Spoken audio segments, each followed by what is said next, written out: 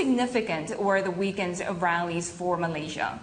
There are two major issues. I think, first of all, you saw large numbers of people from all walks of life coming into the streets to basically make a statement that there are real concerns about governance, and particularly Najib's governance. The second thing is that you're seeing a much more mobilized civil society.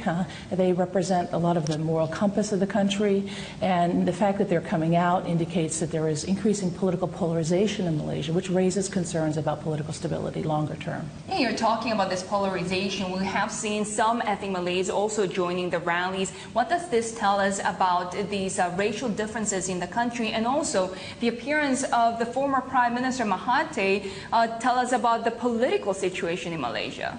Malaysia is a very complex society, but what you do see traditionally is a divide between Malays and Chinese. And the majority of the people in the rally were Chinese, but there were a lot of cross-national representation. And I think there's a tendency to want to have identity move away from racial politics among many of the people in the rally to a more national politics. And I think this is a tension that we're seeing. Mahathir's presence indicates something different, and that is that there's a problem in the ruling party, and that there are concerns within UMNO about Najib's leadership, and Mahathir is very much on the forefront of expressing those. And it's very ironic that he was at a rally with many of the supporters who were traditionally critical of him in the past. Right, and some of those supporters, organizers put that number, 300,000 over the weekend. What do you think of the government's response, and what's next for Mr. Najib as well as the rest of Malaysia? Well, those are big questions, but take each one individually. I think that what we're seeing here is we saw a disconnect between the administration, Najib's administration position, and that of many people in society. And the fact that the response has been to object to the protest, to minimize that, really does not create a sense of confidence in terms of having a dialogue to move forward. And so the positions have become quite intractable. And this is a very serious issue, because as long as Najib Tun Razak is there, he personifies the issues of scandal and issues associated with integrity. And I think this is going to continue the polarization in Malaysia over the short term.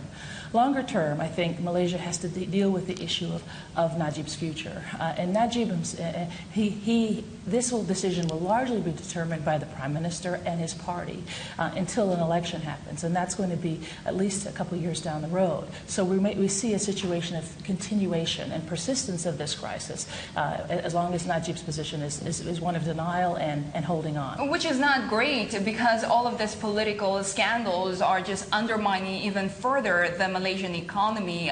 We are seeing the Special Economic Task Force formed by the Prime Minister holding his first meeting tomorrow. What do you expect out of that?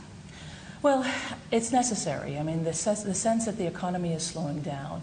And Najib's traditional strength has been in the management of the economy. This is why this scandal is so challenging for him, because it's undermining his traditional base of legitimacy. And the problem he faces is how to engender economic reforms and to build back the confidence.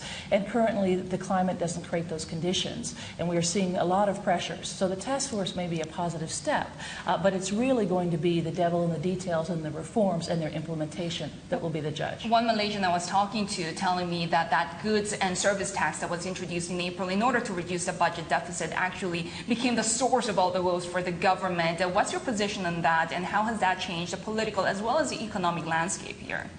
A lot of Malaysia's economic fundamentals are not bad, but the problem has been the political management of those economic fundamentals. So we've had questions raised about the central bank, issues about debt, issues associated with basically reforms in terms of moving the economy forward, and those are the sort of central questions. And I think right now they really do raise very serious warning flags, and we've seen a lack of public perception and confidence in the economy.